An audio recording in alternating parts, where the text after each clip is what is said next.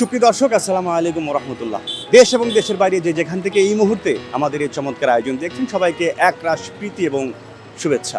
আজ রয়েছি বাংলাদেশের অন্যতম সুনামধন্য জেলা লক্ষ্মীপুরে। আজ সারাদিন থাকবো এই লক্ষ্মীপুরে। এখানে বিভিন্ন শ্রেণী পেশা মানুষের সাথে গল্প করব, আড্ডা দেব, করব খেলাধুলা, জানবো অজানা অনেক তথ্য। তাই আর দেরি নয়, আসুন এই লক্ষ্মীপুরে আমাদের চলতি পথের পথ চলা আমরা শুরু করি।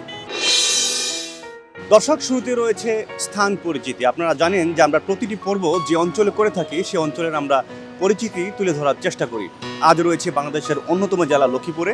এই লক্ষ্মীপুরের নামকরণ লক্ষ্মীপুর কখন, কেন বা কিভাবে রাখা হয়েছে, আসুন আমরা বিভিন্ন শ্রেণী পেশা মানুষের কাছে জানার চেষ্টা করি। এই লক্ষ্মীপুরের নাম লক্ষ্মীপুর কেন, আপনি কি জানেন? আসলে রহমতপুর থেকে এখন নদীর নাম ছিল, তারপর লক্ষ্মীপুর হয়েছে। লক্ষ্মীপুরের নামটা লক্ষ্মীপুর কেন, আপনি জানেন কি না কিছু? তা কইতে পারেন লক্ষ্মীপুরকে কেন? খুব চমৎকার লাগতেছে আপনাকে। কাজল দিয়ে আসছেন না, কি যেন সুরমা? সুরমা মাশাআল্লাহ। এখন তো সুরমা মানুষকে দিতে দেখাই যায় না। নবী সাহেবের সুন্নত। হ্যাঁ, সুন্নত অবশ্যই। আচ্ছা, আমরা তো আসছি এখন লক্ষ্মীপুরে, তাই না? এই লক্ষ্মীপুরের নামটা লক্ষ্মীপুরে আপনার কেন রাখা হয়েছে বা কখন রাখা হয়েছে, আপনি কিছু জানেন কিনা? জানি, যেমন আগে লক্ষ্মীর ইয়ে ছিল, যেমন এই কিছু লক্ষ্মীর কাজ ছিল, এখানে হে উদ্দেশ্যে নামটা রাখা হয়েছে পুরানো। আচ্ছা আচ্ছা। এই এটা এখানে লক্ষ্মীপুর করা হয়। এই যেমন এটা বাগবাড়ি, এটা আগে বাঘের বাড়ি ছিল আর কি, এখানে বাগবাড়ি বলা হয়। লক্ষ্মীপুরের নাম আমি উত্তর করতে পারবো না। এটা হিন্দু নাম। হিন্দু নাম? আচ্ছা, মানে কিভাবে রাখা হয়েছে বা কি জন্য রাখা হয়েছে? এটা লক্ষ্মীপুরে আগে আমরা দেখছি অচল পৃথিবী একটা বই আছিল আরে, অচল পৃথিবী। অচল পৃথিবী একটা নাটক তৈরি করছে। নাটকের নাম হলো লক্ষ্মীপুর মহাকুমারী। আচ্ছা। এই মহাকুমারী হিসেবে লক্ষ্মীপুর নাম রাখছে। দর্শক, এই লক্ষ্মীপুরের নামকরণ নিয়ে আমরা অনেক ধরনের তথ্য পেয়েছি। এবার আসুন আমরা ইতিহাস থেকে জেনে নেই এই লক্ষ্মীপুরের নামকরণ লক্ষ্মীপুর কখন, কেন বা কিভাবে রাখা হয়েছে। লক্ষ্মীপুর জেলা বাংলাদেশের একটি অত্যন্ত গুরুত্বপূর্ণ জেলা। রাজধানী ঢাকা থেকে এ জেলার দূরত্ব প্রায় ১৪৫ কিলোমিটার এবং চট্টগ্রাম বিভাগীয় সদর থেকে প্রায় ১৫৭ কিলোমিটার। এ জেলার উত্তরে চাঁদপুর জেলা, পূর্বে ও দক্ষিণে নোয়াখালী জেলা এবং পশ্চিমে মেঘনা নদী, ভোলা জেলা ও বরিশাল জেলা অবস্থিত। লক্ষ্মীপুর শহর রহমতখালী নদীর তীরে অবস্থিত। লক্ষ্মীপুর জেলার নামকরণ নিয়ে কয়েকটি মত প্রচলিত রয়েছে। লক্ষ্মী হিন্দু ধর্মানুসারে ধন সম্পদ ও সৌভাগ্যের দেবী এবং পুর হল শহর বা নগর। এই হিসাবে লক্ষ্মীপুর এর সাধারণ অর্থ দাঁড়ায় সম্পদ সমৃদ্ধ শহর বা সৌভাগ্যের নগরী। ঐতিহাসিক কৈলাসচন্দ্র সিংহ রাজমালা বা ত্রিপুরার ইতিহাস লিখতে গিয়ে তৎকালীন নোয়াখালীর পরগনা ও মহালগুলোর নাম উল্লেখ করেছেন। এতে দেখা যায় বাঞ্চানগর ও শমশেরাবাদ মৌজার পশ্চিমে লক্ষ্মীপুর নামে একটি মৌজা ছিল। আজকের পশ্চিম লক্ষ্মীপুর মৌজাই তৎকালীন লক্ষ্মীপুর মৌজা। আবার অন্য মতে সম্রাট শাহজাহানের পুত্র শাহ সুজা আরাকান পলায়নের সময় ১৬২০ খ্রিস্টাব্দের ৬ মে ঢাকা ত্যাগ করেন। তিনি ধাপা ও শ্রীপুর হয়ে ৯ মে লক্ষ্মীদাহ পরগনা ত্যাগ করে ভুলুয়া দুর্গের ৮ মাইলের মধ্যে আসেন। ১২ মে ভুলুয়া দুর্গ জয় করতে না পেরে আরাকান চলে যান। সেই লক্ষ্মীদাহ পরগনা থেকে লক্ষ্মীপুর নামকরণ করা হয়েছে বলে কেউ কেউ ধারণা করেন। শ্রী সুরেশচন্দ্র মজুমদার রাজপুরুষ যোগী বংশ নামক গবেষণামূলক গ্রন্থে লিখেছেন, দালাল বাজারের জমিদার রাজা গৌরকিশোর রায়চৌধুরী ১৭৬৫ খ্রিস্টাব্দে ইস্ট ইন্ডিয়া কোম্পানি থেকে রাজা উপাধি পেয়েছেন। তার পূর্বপুরুষরা ১৬২৯ থেকে ১৬৫৮ খ্রিস্টাব্দের মধ্যে দালাল বাজার আসেন। তার বংশের প্রথম পুরুষের নাম লক্ষ্মীনারায়ণ রায় এবং রাজা গৌরকিশোরের স্ত্রীর নাম লক্ষ্মীপ্রিয়া। অনেক ঐতিহাসিকের মতে লক্ষ্মীনারায়ণ রায় বা লক্ষ্মীপ্রিয়ার নাম অনুসারে লক্ষ্মীপুরের নামকরণ করা হয়। ত্রয়োদশ শতাব্দীতে লক্ষ্মীপুর ভুলুয়া রাজ্যের অধীন ছিল। মুঘল ও ইস্ট ইন্ডিয়া কোম্পানির শাসনামলে লক্ষ্মীপুরে একটি সামরিক স্থাপনা ছিল। ষোড়শ থেকে ঊনবিংশ শতাব্দী পর্যন্ত এ এলাকায় প্রচুর পরিমাণে লবণ উৎপন্ন হতো এবং বাইরে রপ্তানি হতো। লবণের কারণে এখানে লবণ বিপ্লব ঘটে। স্বদেশী আন্দোলনে লক্ষ্মীপুরবাসী স্বতঃস্ফূর্ত অংশগ্রহণ করে এ সময় মহাত্মা গান্ধী এ অঞ্চল ভ্রমণ করেন। তিনি তখন প্রায়ই কাফিলাতুলি আখড়া ও রামগঞ্জের শ্রীরামপুর রাজবাড়িতে অবস্থান করতেন। বিদ্রোহী কবি কাজী নজরুল ইসলাম 1926 সালের 6 জুন লক্ষ্মীপুর সফরে আসেন। সুপ্রিয় দর্শক, চলতি পথের আয়োজনে এবার রয়েছে গোলক ধাঁধা। আপনারা জানেন যে আমাদের প্রতিটি পর্বে আমরা একটি করে ধাঁধা খেলি। আজ লক্ষ্মীপুর জেলায় ধাঁধা হচ্ছে সবসময় আমাদের সামনে থাকে কিন্তু আমরা দেখতে পাই না। বিষয়টা কি বা জিনিসটা কি? দর্শক যারা সঠিক উত্তর জানেন তারা আমাদেরকে কমেন্টের মাধ্যমে জানানোর চেষ্টা করেন, আর আমরা দেখি এই লক্ষ্মীপুরে চলতে পথে কোনো বন্ধু সঠিক উত্তর দিতে পারে কিনা। তবে তার জন্য রয়েছে গিফট হ্যাম্পার। তোমাদেরকে একটা ধাঁধা জিজ্ঞেস করি, যদি সঠিক উত্তর জানো বা দিতে পারো তাহলে তোমাদের জন্য পুরস্কার আছে। হ্যাঁ, এমন কোন জিনিস যেটা আমরা দেখতে পাই না কিন্তু সামনে থাকে? বাতাস, ছায়া, বাতাস, সূর্য, অক্সিজেন। সূর্য তো দেখে, মানে চোখ তাকানো হইতে যায় না। তারপর তো দেখা যায় যে হ্যাঁ সূর্য এখন এদিকে আছে, আমরা দেখতে পাচ্ছি, বা উত্তরে আছে বা দক্ষিণে আছে, তাই না? চোখ চোখ চোখ তো দেখা যায়, তোমার সামনে এই যে চোখ আমি দেখতে পাচ্ছি। আপনাকে একটা ধাঁধা জিজ্ঞেস করি, যদি পারেন আপনার জন্য পুরস্কার আছে, সাথে সাথে পুরস্কার। হ্যাঁ, এমন কোন জিনিস যেটা আমাদের সবসময় সামনে থাকে কিন্তু আমরা দেখতে পাই না? দৃষ্টি। দৃষ্টি, দৃষ্টিতে আমরা দেখতেই পাই, সবসময় আমাদের সামনে থাকে। যে দৃষ্টি আমাদের এই যে খোলা আছে, সামনে যা আছে আমরা দেখতে পাই না। সামনে থাকে আমরা দেখতে পারি, দেখতে পাই না। এমন কি বিষয় যেটা সবসময় সামনে থাকে কিন্তু আমরা দেখতে পাই না? বাতাস। বাতাস সবসময় সামনে থাকে কেন? পিছন দিয়ে আসতে পারে না বাতাস? সবসময় সামনে পিছনে সব জায়গায় থাকে। না, দেখা যাচ্ছে যে এখন মানে দক্ষিণা বাতাস, কিন্তু আমি উত্তর মুখে তাকিয়ে আছি, তখন তো বাতাস পিছন দিয়ে আসতে পারে। এমন কি যে জিনিসটা সবসময় সামনে থাকে কিন্তু আমরা দেখতে পাই না? চোখ। চোখ। চোখ না চোর? চুল, চোখ দেখতে হলে চুল তো সামনে থাকে। চোখ, চোখ, চোখ কেন? চোখ তো আমরা নিজের চোখ নিচে দেখা যায়। বাইরে যায়। আপনাকে একটা ধাঁধা জিজ্ঞেস করি, যদি পারেন পুরস্কার আছে আপনার জন্য। হ্যাঁ হ্যাঁ, সবসময় আমাদের সামনে থাকে কিন্তু আমরা দেখতে পাই না, কি?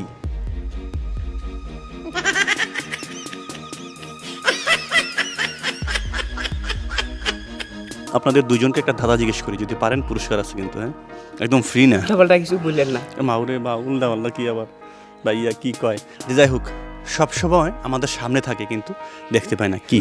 মেয়েরা। মেয়েরা? মেয়েরা কি আবার?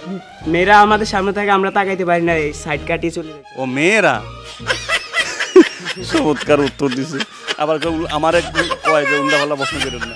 আচ্ছা, আপনাকে একটা ধাঁধা জিজ্ঞেস করি। হ্যাঁ, ওকে যদি পারেন পুরস্কার আছে কিন্তু। ওকে। সবসময় আমাদের সামনে থাকে কিন্তু আমরা দেখতে পাই না, কি? সব সময় আমাদের সামনে থাকে, হুম, দেখতে পাই না। কিন্তু দেখতে পাই না। ছায়া। ছায়া আপনার সামনে থাকলে কি আপনি দেখতে পান না? দেখ, ছায়া তো পিছনে থাকতে পারে। এখন আমি হাঁটতেছি এদিকে, এখন আমার পেছনে ছায়া। ভবিষ্যৎ। ভবিষ্যৎ হবে কি না? দেখি হয়। ভবিষ্যৎ তো সামনে থাকে কিন্তু দেখতে পারি না। আপনি কি শিওর? জি, কনফিডেন্ট। অনেক ধন্যবাদ, অনেক ধন্যবাদ। আসলে আপনি সঠিক উত্তর দিয়েছেন। সবসময় আমাদের ভবিষ্যৎ তো সামনেই থাকে কিন্তু আমরা দেখতে পাই না। তো যাই হোক, আপনার নাম? আমার নাম মোহাইমেনুল ইসলাম আসেম। এত বড় নাম, বাইরে ভাই তিনজনের নাম তো একজনে নিয়ে ফেলাইছেন আপনি। আস্তে আস্তে বলেন।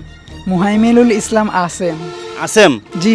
আচ্ছা, ডাক নাম হচ্ছে আসেম। জি, অনেক ধন্যবাদ আসেম। আপনার জন্য রয়েছে আমাদের প্যানভিশন টিভির পক্ষ থেকে একটি গিফট হ্যাম্পার। আপনি চমৎকার উত্তর দিয়েছেন, অনেক ধন্যবাদ আপনাকে। আপনাকেও ধন্যবাদ।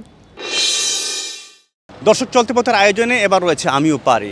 আপনারা জানেন যে এই সেগমেন্টের মাধ্যমে আমরা চলতি পথে বিভিন্ন মানুষের প্রতিভা আমরা তুলে ধরার চেষ্টা করি। আসুন দেখি আজকে চলতি পথে আমরা কোনো বন্ধুর প্রতিভা আমরা দেখাতে পারি কিনা। কি অবস্থা ভাই, ভালো আছেন? জি আলহামদুলিল্লাহ ভালো। কি করেন আপনি? যে গাড়ি চালাই। গাড়ি চালান? জি মাশাআল্লাহ। আমরা চলে আসলাম আপনাদের লক্ষ্মীপুরে। তো আমাদের একটা সেগমেন্ট রয়েছে, মানে একটা পর্ব আছে যে আমিও পারি। আপনি কি পারেন? আমি আর কি পারবো। ইয়া নবী মুহাম্মদ, ইয়া রাসূল মুহাম্মদ, ইয়া নবী মুহাম্মদ, ইয়া রাসূল মুহাম্মদ, তুমি মোর শাফায়াত, তুমি মোর সাপায়াত, তুমি মোর সাপ্রায়াত, তুমি মোর সাপ্রায়াত মুস্তফা। পেলে দিদার একটিবার তোমাকে খোদার কসম, কলিজা খুন দিয়ে তখন দোয়াবো তোমার কদম। পেলে দিদার একটিবার তোমাকে খোদার কসম, কলিজা খুন দিয়ে তখন দোয়াবো তোমার কদম, দোয়াবো তোমার কদম। আমরা একটা প্রোগ্রাম করি চলতে পথে, এবং চলতে পথে আপনাকে পেয়ে ভালো লাগছে। আমাদের একটা সেগমেন্ট রয়েছে আমিও পারি। আপনি পারেন নাকি? আমি না পারলে কে পারবো? আপনি পারেন কি কি পারেন সেটা কর। পারি নাকি সেটা বলে। বাউরে বাউ, এত কিছু তো ধ্যান যাইতো না। লক্ষ্মীপুর আসছি, বাজার কথা শুনি তো আই তো পুরা ফিদে হয়ে যাই এর। আচ্ছা, আপনি যেটা ভালো পারেন সেটা আর আঙ্গ দর্শকে একটু দেখান আরই। আমি তো অনেক কিছুই পারি, এখন আমার একটু তাড় আছে তো এই জন্য যাইতে হবো। ছোট করে একটা গান শুনে দিয়ে, আঞ্চলিক ভাষা আমাদের। হ্যাঁ হ্যাঁ, লক্ষ্মীপুর আঞ্চলিক ভাষা গান চমৎকার। হ্যাঁ আঙ্গ বলেন। আঞ্চলিক ভাষা। হুম। সৈয়াল বাড়ি জয়নাল মিয়া বোলাইয়া রে কয়, সৈয়াল বাড়ি জয়নাল মিয়া বোলাইয়া রে কয়, খড় চোলাই রাইতে হিয়াল মুরগা লইয়া যায়, আর মুরগা নাই নাই রে আর মুরগা নাই, আর মুরগা নাই নাই রে আর মুরগা নাই। ওর বাড়ির কিছু মেহমান আইবার ছিল কাইল, হাই রে আইবার ছিল কাইল, আলু দিয়া মুরগার গোস্ত লগে রাইনবো ডাইল, শেষত লগে রাইনবো ডাইল। ওর বাড়ির কিছু মেহমান আইবার ছিল কাইল, আলু দিয়া মুরগার গোস্ত লগে রাইনবো ডাইল, শেষত লগে রাইনবো ডাইল। ব্যাগ স্বপ্ন ভাঙ্গা হিয়াল মুরগা লইয়া যায়, আর মুরগা নাই। দর্শক, চলছে তীব্র তাপদাহ এবং এর মাঝে আমরা এসেছি লক্ষ্মীপুরে আমাদের চলতে পথের এই পর্ব করার জন্য। এখানে দেখতে পাচ্ছি অনেকে বসা আছে। আসুন তাদেরকে দিয়ে একটি গেম খেলানো যায় কিনা চেষ্টা করি। সালাম আলাইকুম ভাই, ভালো আছেন আপনারা? ওয়ালাইকুম আসসালাম, আলহামদুলিল্লাহ ভালো। আপনাকে সবাইকে একসাথে? জি জি, আমরা একসাথে। আচ্ছা, কি গোসল করার জন্য আসছেন? হ্যাঁ, যে রোদ পড়ছে আর যে গরম, এর মধ্যে তো গোসল করারই কথা। তো যাই হোক, আমরা এসেছি ঢাকার থেকে এবং আমরা একটা প্রোগ্রাম করি চলতে পথে এবং আমাদের একটা সেগমেন্ট রয়েছে গেম। তো আপনাদেরকে দেখে এবং এরকম পুকুর পাড়ে দেখে একটা মাথায় আইডিয়া আসলো যে আপনারা যদি রাজি থাকেন আপনাদেরকে দিয়ে একটা গেম খেলতে পারি আমরা। জি জি, অবশ্যই অবশ্যই। তাহলে দর্শক, শুরু করছি আমাদের আজকের খেলা, আপনার সাঁতার প্রতিযোগিতা। আমাদের খেলোয়াড়রা প্রস্তুত, আশা করছি আপনারা প্রস্তুত। তাহলে সবাই রেডি হয়ে যান। দর্শক, আজকের পর্বের যে সাঁতার প্রতিযোগিতা আমরা এখনই শুরু করতে যাচ্ছি। আমাদের প্রতিযোগীরা প্রস্তুত এবং ওই পাশে আমাদের একজন লোক রয়েছে এবং সে যাচাই করবে যে আমাদের প্রতিযোগীরা আসলেই সেই পাঁচটা টাচ করেছে কিনা। তাহলে খেলা শুরু করবো আমরা। ওকে, স্টার্ট বলার সাথে সাথে আপনারা শুরু করবেন, ঠিক আছে? তাহলে রেডি রেডি দর্শক, আশা করছি আপনারা রেডি। ওকে, স্টার্ট।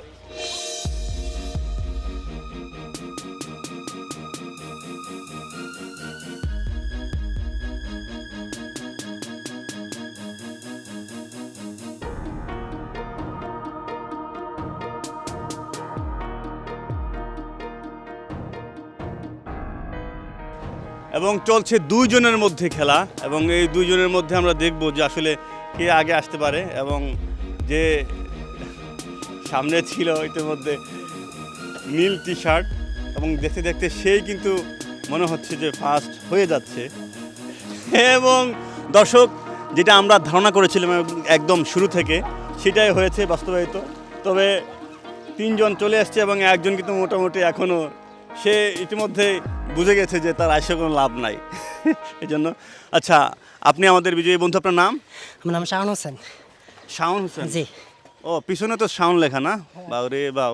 আচ্ছা, আসেন শাওন ভাই, আনে উপরে চলে আসেন। বাহ, চমৎকার। দর্শক, যেটা ধারণা করেছিলাম শুরু থেকেই। আপনার নাম? মাহমুদ। মাহমুদ। আপনার নাম? নাম রাহাত। রাহাত। দর্শক, যে চারজন প্রতিযোগী এখানে অংশগ্রহণ করেছিল প্রত্যেকেই অনেক পরিশ্রম করেছে এবং সাঁতারটা অবশ্যই একটা চমৎকার একটা পরিশ্রম এবং ব্যায়াম কিন্তু একটা সাঁতার। আপনার কি নিয়মিত সাঁতারটা দেন নাকি? জি জি জি। হ্যাঁ, অনেক ধন্যবাদ। দর্শক, আমরা পেয়ে গেছি বিজয়ী বন্ধু এবং তার জন্য রয়েছে আমাদের প্যানভিশনের পক্ষ থেকে গিফট হ্যাম্পার। আমাদের শাওন ভাই, আপনার জন্য আমাদের প্যানভিশনের পক্ষ থেকে পুরস্কার। এই যে হঠাৎ করে এখানে গোসল করতে এসে খেলা খেললেন, পুরস্কার পেলেন, আপনার কেমন লাগছে? হ্যাঁ, অত্যন্ত ভালো লাগছে যে এই ফ্যানভিশন টিভি এমন একটা আমাদেরকে দেখে এখন আয়োজন করছে।